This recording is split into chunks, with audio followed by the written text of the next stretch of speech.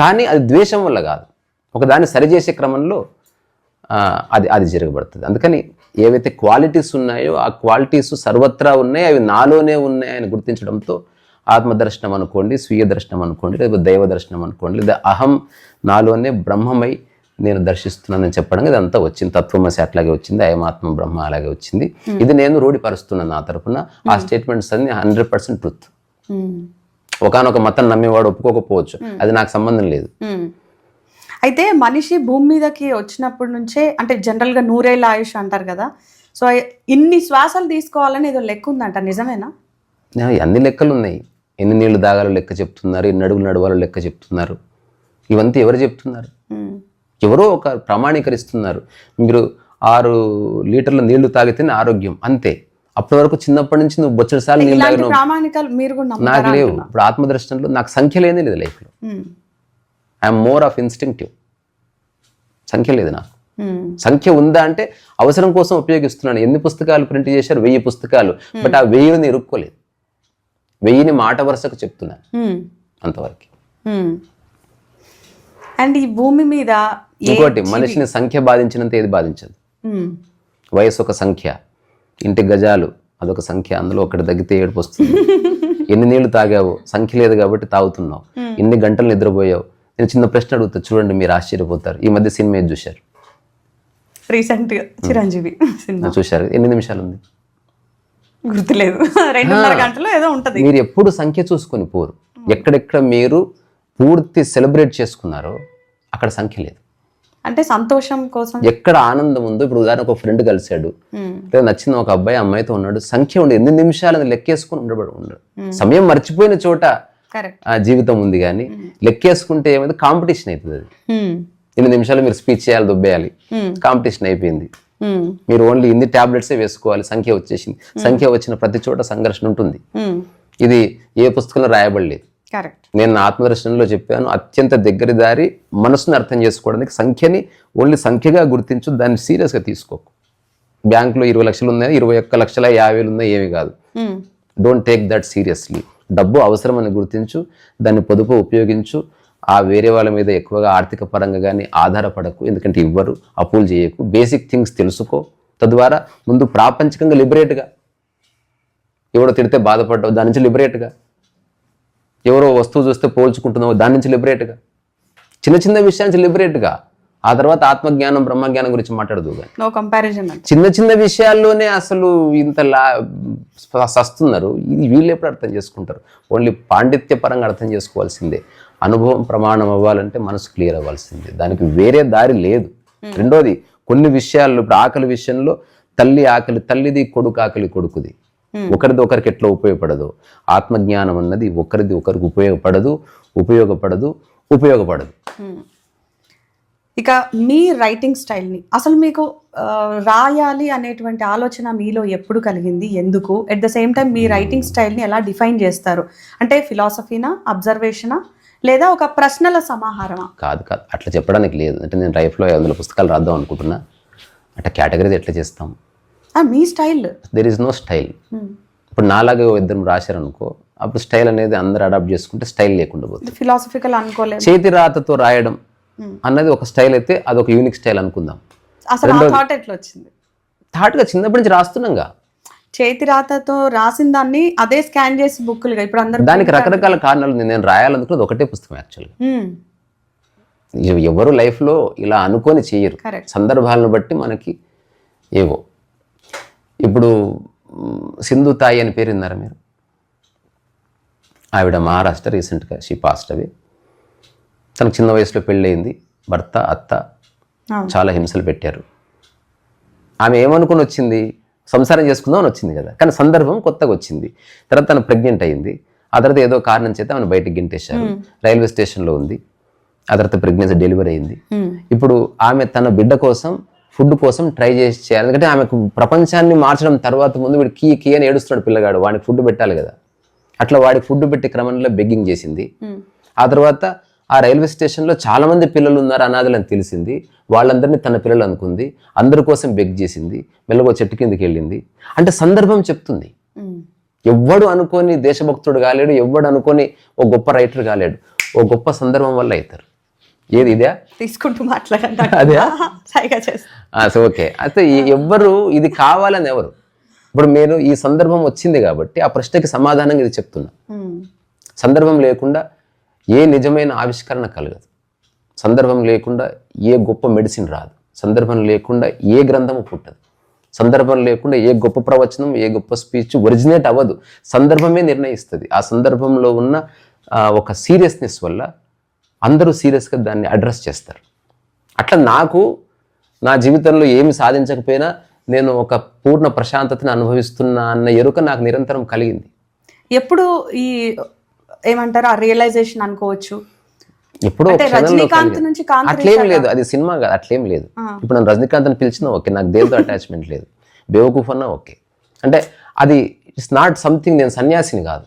అంటే ఆ పేరుతో నాకు ఏ సంబంధం లేదు, అసలు నా పేరుతోనే నాకు సంబంధం లేదు, ఏ పేరుతో ఏం సంబంధం. అందుకని అది ఇంపార్టెంట్ కాదు, ఇట్ డజంట్ మ్యాటర్. నన్ను ఎలా పిలిచినా నాకు ఓకే. అంటే ఒక కామన్ మ్యాన్ ఆలోచన శక్తి నుంచి కొంచెం ఒక నెక్స్ట్ లెవెల్. నేను అప్పుడు అన్కామన్ ఉన్నా, ఇప్పుడు నేను కామన్ మ్యాన్ ఉన్నా. ఓకే. అప్పుడు నేను అన్హెల్దీగా ఉన్నా మానసికంగా, ఇప్పుడు నేను చాలా ఆరోగ్యకరంగా. ఈ మార్పు ఎప్పుడు వచ్చిందంట? ఎన్నో ప్రశ్నల నుంచి. అంటే అందుకే నేను అది ఒక్కటే బుక్ రాద్దాం అనుకున్నా, అదే చెప్తున్నా. నేను నా ఆటోబయోగ్రఫీ ఒక్కటే రాయాలనుకున్నది. దానికి పేరు so much to do nothing to achieve అని పేరు పెట్టి దాన్ని చేతిరాత్తో రాయాలనుకోలే. చిన్న ఆసస్ ల్యాప్టాప్ అని ఇంతే ఉండేది పుస్తకం అంతా. దాంట్లో కూర్చొని ఫస్ట్ టైప్ చేస్తే ఒక 5-6 రోజుల తర్వాత ధార ఆగిపోయింది. నేను చెప్పాలనుకుంటున్నది నాకు భాషలో చెప్పడానికి వస్తలేదు, దాన్ని స్క్రాప్ చేసేసిన.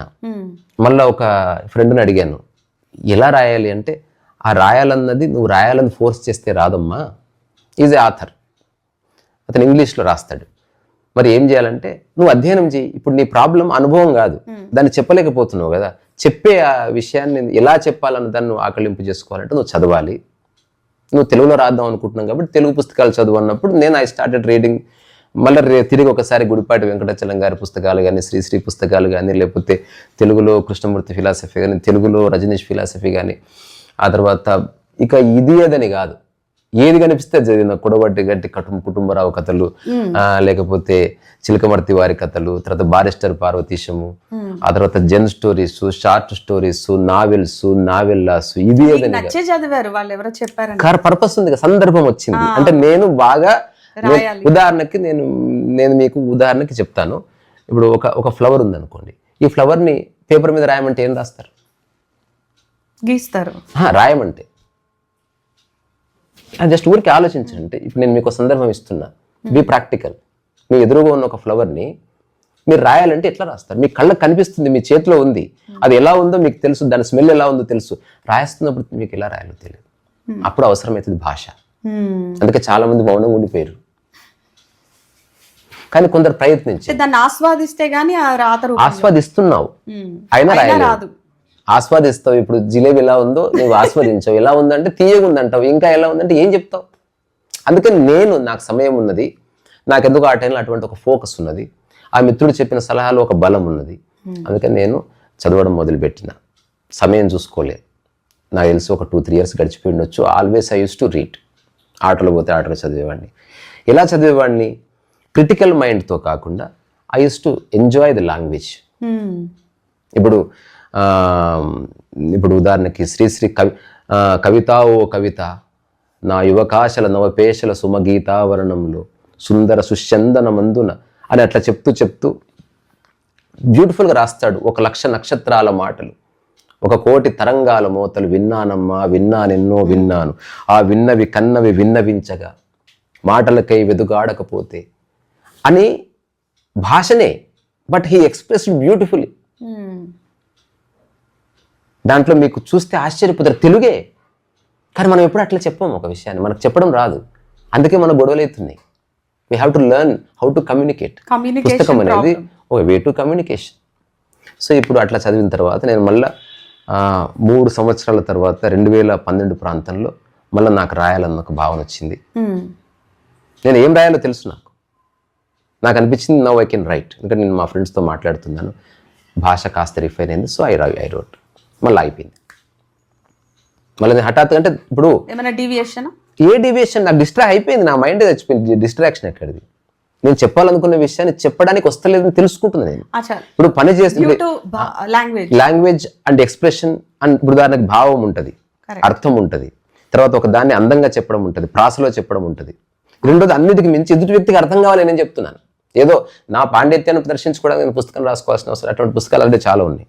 నేను జస్ట్ వడ్డెర చెడ్డిదాసి రాసిన హిమజ్వాల అంటే చదువుతా అట్లా ఒక కవిత్వ రూపంలోనో ఇంకేదో ప్రాస రూపంలోనో చెప్తేనే చెప్పినట్టు కాదు, అసలు ఎలా చెప్పాలో తెలియదు కదా నాకు. అదే ఐఎమ్ డిస్కవరింగ్. ఓకే. ఇప్పుడు నేను జన్మతః రచయితల కుటుంబంలో పుట్టలే. నేను అనుకోకుండా సంథింగ్ ఐ హ్యావ్ అండర్స్టూడ్, అది చాలా బాగుంది, దాన్ని చాలా సంవత్సరాలు ట్రైడ్ అండ్ టెస్టెడ్. నా మానసిక స్థితిలో కొంచెం కూడా పరివర్తన. ఒక్కసారి మీ బ్యాక్గ్రౌండ్ చెప్పారు, ఎలాంటి కుటుంబం నుంచి అట్లా? అదంతా ఇంపార్టెంట్ కాదు. ఇప్పుడు నేను చెప్తున్న దానికి ఏ సంబంధం లేదు, కొంచెం సంబంధం లేదు, తెలుసుకుంటే ఇంకా బాగుంటుంది. Not necessary. నేనే వదిలేసిన దాన్ని. సో ఇప్పుడు 2012 ప్రాంతంలో రాసిన తర్వాత ఆగిపోయింది. నేను మళ్ళీ 2014 మా ఫ్రెండ్ వెంకట సూరికి నేను యూసుఫ్గూడలో ఒక సినిమాకి నేను రైటర్గా పనిచేస్తున్నాను. ఆ టైంలో ఉన్నప్పుడు నాకు గణపతి కాంప్లెక్స్ దగ్గర నేను ఏదో మాట్లాడుతున్నా, టీ తాగుతూ. నేను అతనితో అన్నమాట ఏంటంటే, నాకు మళ్ళీ ఇప్పుడు రాయాలనిపిస్తుంది. అంటే లాట్ ఆఫ్ గ్యాప్ కదా, 2 years అంటే నేను కంట్రోల్ చేసింది కాదు. అది వచ్చి ఇప్పుడు మొలకే గింజ వేస్తావు, అది వచ్చినప్పుడు వస్తుంది, నువ్వు ఎదురు చూడ వస్తుంది. అది అట్లా వచ్చింది నాకు, అరే నాకు రాయాలనిపిస్తుంది. అంటే అతను చాలా మంచి మిత్రుడు. ఏం చేద్దాం అంటే, మేము ఎప్పుడు సాహిత్యం సినిమా ఇట్లా ఉంటాం కాబట్టి ఒక్క వేరే డిస్కషన్ లేదు. అంటే ఉన్న పళ్ళంగా ఆటో తీసుకొని కొన్ని పుస్తకాలు కొనాలి, కొన్ని పెన్నులు కొనాలి, తర్వాత ఒక కుర్చీ కొనుక్కోవాలి, గులాబీ మొక్కలు కొనుక్కోవాలి అని ఒక కపుల్ ఆఫ్ అవర్స్లో నేను ఉన్న ప్రదేశాన్ని అందంగా మార్చాను. మా ఓనర్ వాళ్ళకి కన్విన్స్ చేసి నా పుస్తకం రాయడం అయిపోయిన తర్వాత ఈ చెట్లన్నీ మీకు ఇచ్చేస్తాను, మీరు పెట్టుకోండి. నేను ఇప్పుడు కొడైకెనాల్కు బ్యాంకాక్ పోలేదు. నేను ఎక్కడ చూసినా కాస్త నా కళ్ళకి డిస్టర్బెన్స్ లేని ఒక ఏరియా కావాలి ప్లీజ్ అంటే ఆ పెద్ద ఆమె అంగీకరించింది. ఆ తర్వాత ఒక కుర్చీ కొన్నాను. తర్వాత నా ఫ్రెండ్తో చెప్పింది ఒకటే, ఇది ఎన్ని రోజులు రాస్తానో తెలియదు, కానీ ఈసారి నాకు తెలుస్తుంది, I'm going to finish it. అంటే నేను ఎక్కడ పెన్ను ఆపకూడదు, ఎందుకంటే నేను అబద్ధం రాస్తలేను, ఉన్నది రాస్తున్నా, భాష దొరకట్లేదు అంతే. దీనిలో కుట్టడం వచ్చు, దారం దొరకలేదు అట్లా. ఇప్పుడు దారం వెతుకులాట అయిపోయింది, సూది కూడా రెడీగా ఉంది. అది తెలుసు ఆల్రెడీ, సత్యం తెలుసు.